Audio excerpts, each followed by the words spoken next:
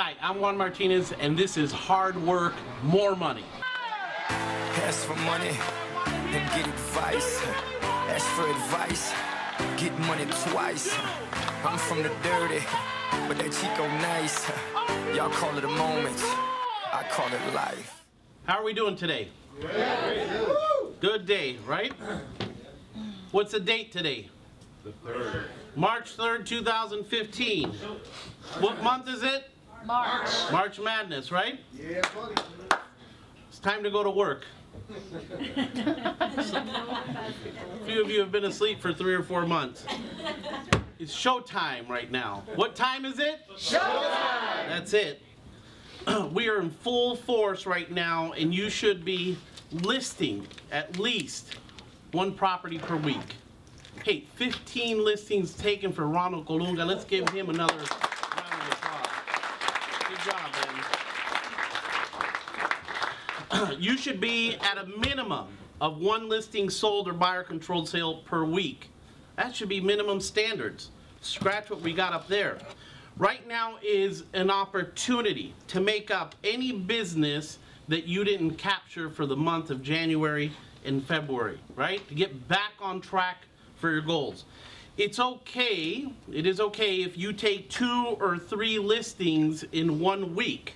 That's going to happen. Be prepared. And don't take 1 listing on Monday and take the rest of the week off.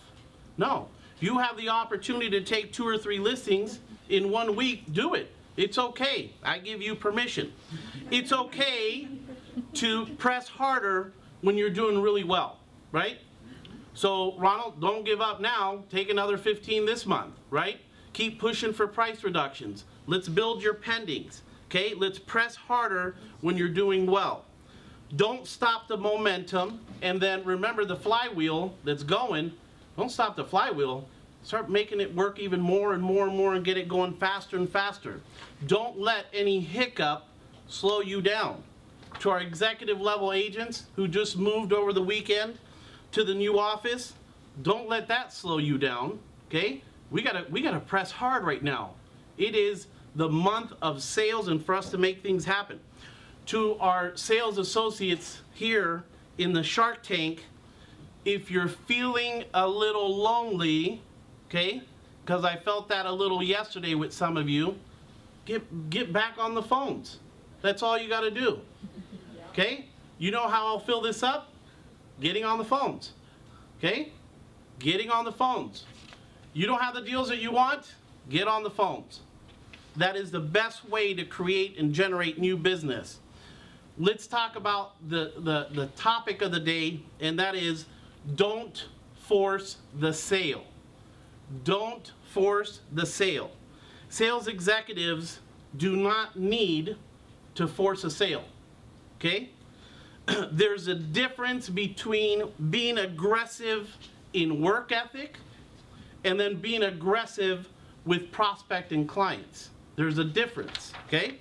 See, you can be aggressive like John Pope, who shows up every morning at the same time. You could be aggressive with making 50 to 100 contacts a day like Jim O'Donnell does. You could be aggressive being the best listing agent in a listing presentation where you're competing against 3 or 4 or 5 agents. Okay, with a highly motivated seller, you can be aggressive. You can be aggressive on your lead follow-up process.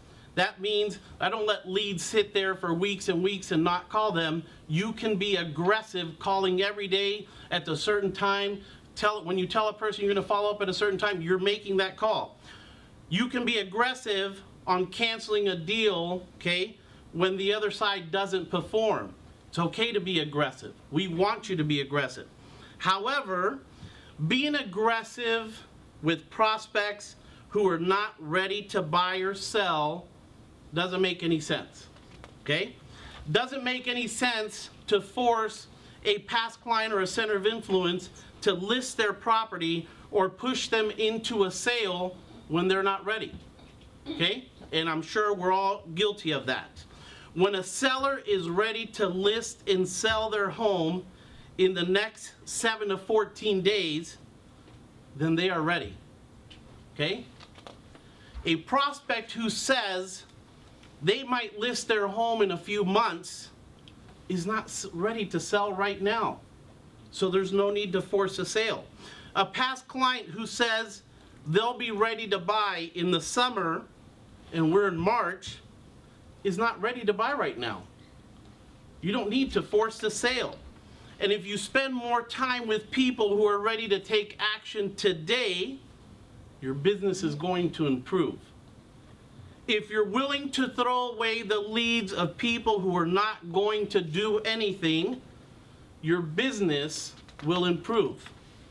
If we stop spending time cultivating, leads that aren't going to do anything, inputting leads into systems, creating hot sheets, and building a database of people who are not ready, then we will have more time to spend finding people who are ready.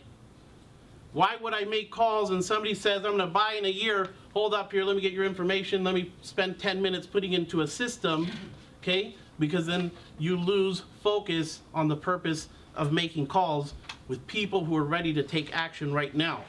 If we learn to ask the right questions and we learn to listen carefully, then we will have the ability to differentiate the motivated with the unmotivated. Two great questions that I always ask for 12 or 13 years that naturally comes out when qualifying a seller.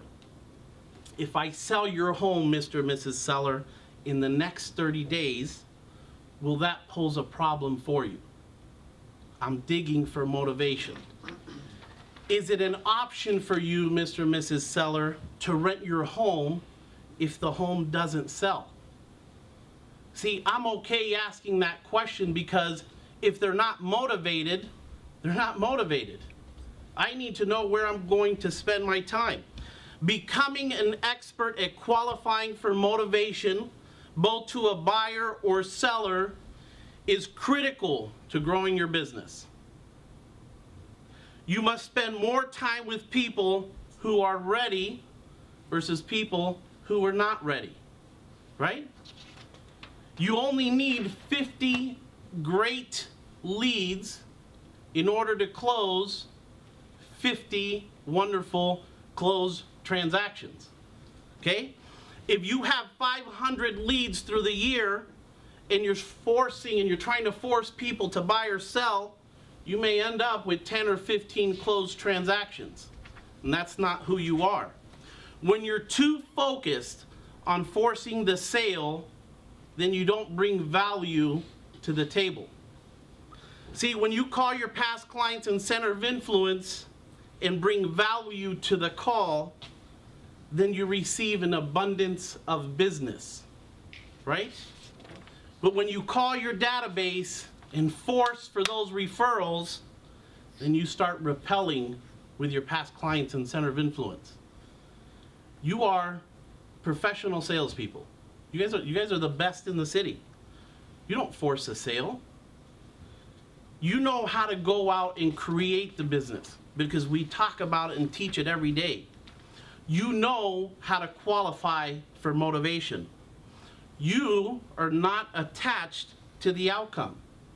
You are a sales machine, and this is what you do. And you are aggressive in finding highly motivated buyers and sellers who are ready to rock and roll. So let's make sure that we keep the flywheel cranking for the month of March, because this is going to be one hell of a month.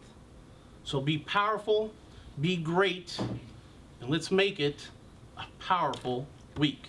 Thank you.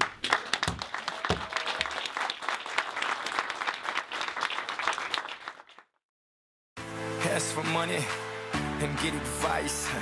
Ask for advice, get money twice. I'm from the dirty, but that Chico nice. Y'all call it a moment, I call it life.